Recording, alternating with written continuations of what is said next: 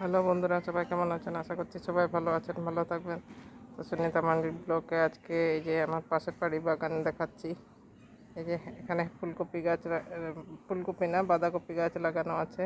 এই যে দেখুন, এই যে এখন কতগুলো বাঁধাকপি গাছ লাগানো হয়েছে। পাশাপাশি দুটো বাগানই দেখাচ্ছি।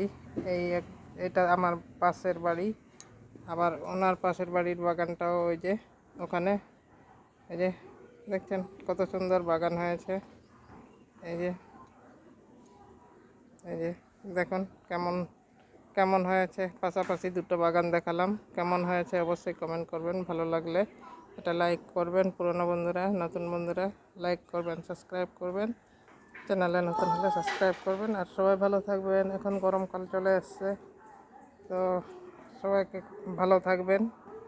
এই যে সব বাঁধাকপিগুলো। তো আজকের জন্য এটুকুনই। সবাই ভালো থাকুন, টাটা।